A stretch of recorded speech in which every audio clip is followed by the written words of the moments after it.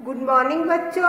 आइए आज हम क्लास 2 का हिंदी रीडर में पार्ट 3 जंगल में स्कूल का बचा हुआ पार्ट यानी कि पार्ट 2 पढ़ते हैं और समझते हैं।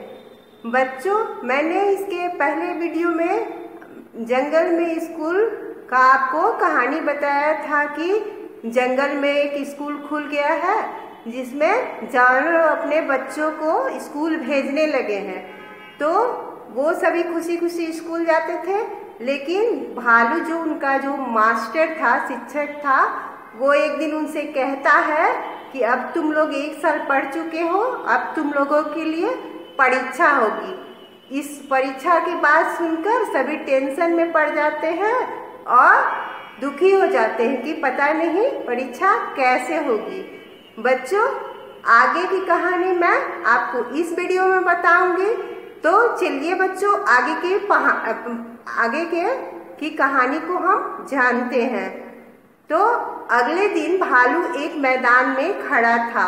उसने सभी को एक दीवार दिखाते हुए बोला कि जो इस दीवार पर चढ़ेगा वही सबसे होशियार माना जाएगा। आइए बच्चों, आगे की कहानी मैं आपको पुस्तक से अच्छे से बताती हूँ। सभी जानवर दीवार की ओर दौड़े। बंदर, खरगोश और सियार उछलते ही रह गए और छिपकली जो थी वो झट से दीवार पर चढ़ गई। चूहा उदास होकर बोला कि मेरे से इतनी ऊंची दीवार जो है पर कभी नहीं चढ़ पाऊंगा। तो भालू सबको बोला, पेड़ को दिखाते हैं कि तुम लोग इस पेड़ पर चढ़ जाओ।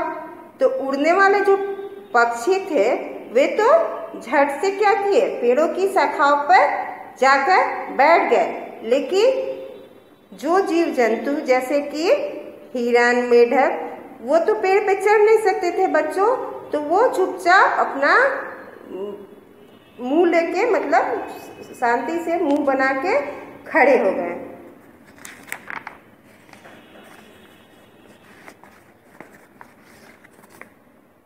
तो फिर भालू ने सबको कहा बच्चों कि तुम लोग जो है मैदान का तुम लोग चक्कर लगाओ। तो क्या हुआ कि खरगोश और कुत्ता जो थे सबसे आगे और कछुआ जो है सबसे पीछे दौड़ने लगे। तो फिर भालू ने सबको कहा कि मैदान के किनारे बड़ा सा पत्थर पड़ा है, उसे हटाओ। तो सबने कोशिश की, लेकिन पत्थर तो जो था टस से मस नहीं हुआ। लेकिन हाथी क्योंकि बहुत बलशाली होता है बच्चों, तो हाथी ने उसे ढकेल दिया। तो सबने कहा, जो मक्खी जो बहुत छोटी थी उसने कहा कि मैं ऐसी परीक्षा का क्या करती हूँ, बहिष्कार करती हूँ, क्योंकि अगर ऐसा रहेगा भारी भारी, जो बहुत छोटे हैं वो तो कर नहीं पाएंगे। तो उन्होंने कहा कि ये बराबरी का परीक्षा नहीं हो रहा है, मैं इसका विरोध करती हूँ। तो तितली भी जोश में आकर बोली कि मैं भी इसका विरोध करती हूँ। चूहा भी बोला और बंदर भी बोला। तो सभी ने एक साथ कहा कि मैं इस परीक्षा का विरोध करती हूँ, बहिष्कार करती हूँ। तो भालू बोला कि ठहरो, मेरी बात सुनो, अब ऐसी परीक्षा नहीं होगी। तो फिर सबने बोला कि कैसी परीक्षा होगी। तो भालू बोला, अब मैं आपके खेलने से, बोलने और बातचीत और कहानी कहने के तरीकों को देखकर ही आपका रिजल्ट बनाऊंगा।